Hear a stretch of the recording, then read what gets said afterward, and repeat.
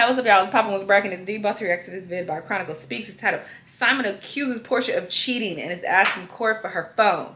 Plus, Simon locks Porsha out of home. Oop. Oop. Okay, this situation is heating up. It's getting more messy. People were speculating previously that this was probably all fake, that they actually were not getting a divorce, but it has something to do with him possibly being deported and Porsha trying to protect her funds or something like that. But it's not looking like that. It's getting messier and messier. I doubt they will be doing all of this, you know, if this was the case, you know. So I don't know. I'm inclined to believe that some of this is real. But anyway, let's see what's going on. Let's watch. Now, I'm not one to gossip, but I will bring you the tea.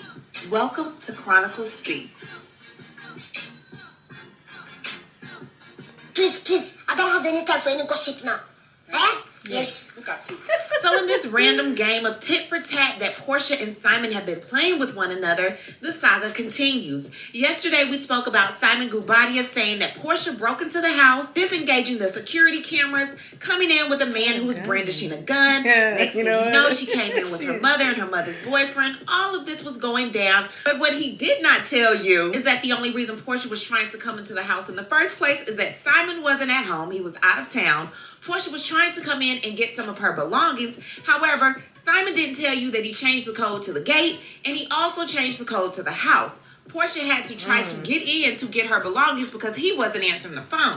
Porsha contacted Simon's attorneys and was like, look, he wasn't supposed to make any changes to anything. Financial information, key codes, lock codes, phone codes, nothing. And it was like, okay, so they agreed with her. However, Simon was like, no, I'm going to get my own attorney that's going to agree with me. And that's when he changed attorney. Now Simon is saying that Porsha doesn't need to delete anything out of her phone because she was texting a man that she shouldn't have been texting in the first place. Child, this gets really, really messy. We are going to break it down as I told you we would. But before we get into all of that, please be sure to subscribe to this channel and hit the bell for notifications so you don't miss out on any news regarding this story and so much more. Now let's get back into it. So let's skip all of the small talk and pleasantries and jump straight into this document that I told you yesterday I would get once it's available today. Now this is from Simon. It says, after intentionally creating a media frenzy regarding matters bearing no effect on the party's marriage on February 22nd, 2024, without any forewarning or communication to husband,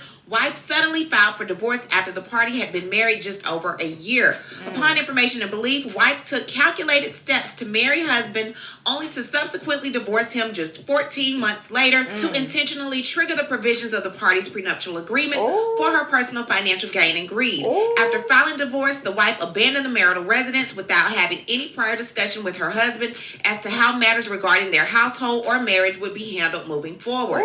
Since her abrupt departure, wife has been living at an unknown location, while the husband and his minor children have been living in the marital residence. At all times relevant, the husband has solely maintained the payments and upkeep to the marital residence without any contributions whatsoever from his wife. The wife appeared at the marital residence on 5 separate occasions since she abandoned the home. On 2 of those occasions, including the incident on March 21st, 2024, the wife appeared at the marital residence with a man visibly bearing a gun for reasons unknown to the respondent. Given the unannounced presence of the wife and an armed gunman, police had to be called to maintain the peace on at least one of those occasions. Wife's presence at the marital residence with the armed gunman was frightening for the third parties that were present at the home. Furthermore, wife has been directing third parties to call and harass individuals at the marital residence in an effort to force them out of the home without any regard for order and due process through the legal system. As of recent, on or about March 24th, 2024, the wife, along with her mother's boyfriend, made forcible entry into the marital residence, disengaging the security cameras, and tampered with items and evidence in the home. The wife forced the presence of the children out of the bedroom and began yelling throughout the home and making disparaging remarks about the respondent in the earshot of the children. Since the filing of the instant divorce, wife's actions have been erratic, unstable, threatening, and harassing to petitioner, the house staff, and the minor children. Wife's behavior has caused safety concerns, especially since there are minor children, husband's children, currently living in the marital residence. On March 15, Not 2024 threatening and to March cheering. 21st, 2024, the undersigned counsel for the husband reached out to wife's attorney in attempts to make a good faith effort to resolve the emergent issues between the parties peacefully without the court's intervention. Those efforts failed and were met with rejection from wife without the explanation of wife's motives. During the pendency of this divorce, wife has also sent communications directly to husband, wherein wife seeks to blackmail husband, indicating that she would disseminate information to the media about respondent. On February 22nd, 2024, this court issued a court-ordered amended automatic domestic standing order that states each party is enjoined and restrained from doing any act injuring, maltreating, vilifying, threatening, molesting, or harassing the adverse party, the children of the parties, or a family member of the adverse party. As described herein, wife has intentionally violated the standing order about maltreating, vilifying, threatening, molesting, and harassing the husband, the family, the children, and the staff of husband. Unfortunately, the wife has had no respect or regard to the court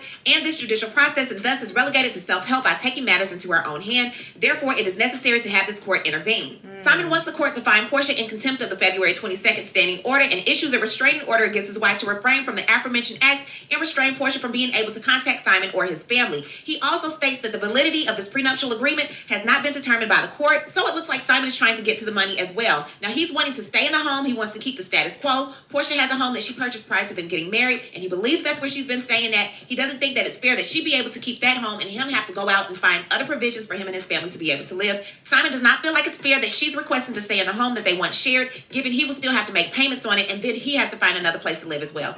Now, before we get into anything that Porsha had to say, let's continue with Simon for a minute. Now, he submitted a notice to preserve evidence and spoliation notice to petitioner. So in this filing, he's pretty much saying do not destroy anything, cell phones, emails, phone calls, voice recordings. He wants it all, and it's a reason why. So let's get into this list of things that he does not want her to delete because it gets very juicy. Number 1, it says any and all evidence regarding any claims and or defenses involved in this action. Number 2, any and all communication between Porsha Diane Williams and Kelvin Owusu and Zah. Now, who was that, Porsha? I had to go. Now, he's a sports journalist with 3 News in Ghana. Girl. Listen. I don't care how much money these men have. I can't do it. How are y'all laying down with these unfortunate faces and bodies to match? They twinning in the unfortunate department, and y'all just doing it for a bag? Like, how? Because you are not attracted to these people. Well, to be fair, I think he is an upgrade from Simon. A bit. But barely. Whatever. Said if this one African prince doesn't make it work for me, child, I'm going to go and get me another one. We don't know if they just friends or not, child. I don't know what's going on. I was being a little mixy. Now, number 3, he wants any and all communication between Porsha Diane Williams and Lauren Williams, who happens to be her sister. Any and all communication between Porsha Diane Williams and Karen McKinney. Any and all recordings or evidence reflecting relevant conduct by either party. Any and all communication between petitioner and respondent. Any and all evidence related to the party's marriage and or relationship. Any cell phone data. Any and all evidence obtained in the investigation of this matter. Any and all income records. Any and all financial and expense records. Any and all business records. Pretty much anything that he can get that's going to help his side of the case, he wants it. Now let's get into Porsha's request for immediate and emergency relief. It says wife seeks immediate and emergency relief to address husband's actions of improperly and impermissibly removing wife from the marital residence, contrary to the party's prenuptial agreement and contrary to Georgia law. Even though husband is apparently out of the country in Dubai, he has changed the locks and the garage code multiple times to thwart wife's attempt to access her home, seemingly to simply be vindictive and retaliatory for wanting to divorce him. The parties have occupied the marital residence since prior to getting married on or about November 25th, 2022. The parties' prenuptial agreement dated November 11, 2022, which was drafted by husband's counsel in relevant part provides. Upon an event of dissolution, Porsha shall have the right to remain in and occupy the marital residence, including up to the date the marital residence is sold, if the marital residence is sold. Upon the event of dissolution, Simon shall physically vacate, that means cease living in, the marital residence within 30 days, provided, however, Simon shall be permitted to leave his personal property, meaning his vehicles, in the marital residence for a period of up to 6 months from the event of dissolution. The agreement further provides that an event of dissolution shall be deemed to have occurred upon either party commencing through the filing with any clerk of any court, a proceeding for divorce, separate maintenance, annulment, or any other action seeking dissolution of the party's marriage. According pursuant to the terms of the agreement, an event of dissolution occurred on February 22nd, 2024, when the wife filed her complaint for divorce, would thereby require that husband physically vacate the marital residence by March 22nd, 2024. On March 15th, 2024, husband sent correspondence to wife wherein husband advised that he had no intention to contest the enforceability of the prenuptial agreement, that he expected strict compliance compliance and acknowledged husband need to vacate the marital residence by March 22nd, 2024. Husband requested an extension to vacate the marital residence by March 31st, 2024, and a response from wife by 5 o'clock p.m. on Tuesday, March 19th, 2024. On March 19th, 2024, wife's counsel sent correspondence to husband's counsel advising that wife declined the partial offer of settlement and that she expected full compliance by husband, which would include husband's relocation from the marital residence by Friday, March 22nd, 2024. On March 21st, 2024, wife learned that husband disabled her access to the gate of the marital residence, effectively blocking her ability to access her own residence. Wife's counsel attempted to immediately resolve the situation with husband's counsel. However, those attempts were unsuccessful. Wife was able to contract a separate company to resolve her access. Shortly after regaining access to the marital residence, husband disabled wife's access to the residence, changed the locks, and changed the garage code almost immediately after wife left the residence.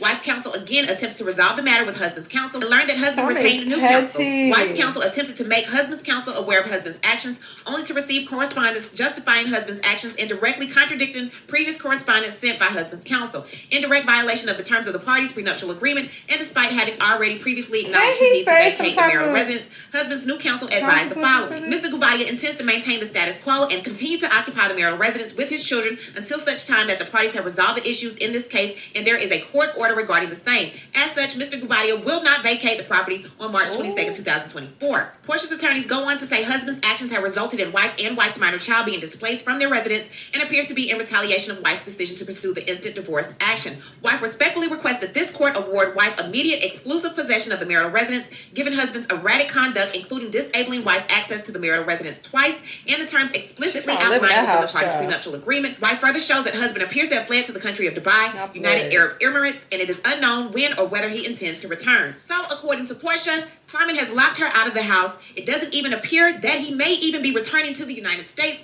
He just doesn't want her in the home if he has to pay for it, especially considering she already has another home that she owns that she purchased prior to the marriage. What I need to know is, what do you feel about? I think this is messy boots. And Simon is definitely being petty in this situation, but I mean, I am not surprised. And even seeing Porsha's reality show, which was really boring, by the way, Jesus. I'm not surprised by any of this on either of their parts. So it is what it is. We'll see how things unfold going forward. But yeah, this definitely 1000% does not seem like it's fake and for a storyline. All of this, there's no way. They're actually going through it. Y'all let me know what y'all think, though. Let me know what other videos you're going to watch, and I'll see y'all in the next one. Bye.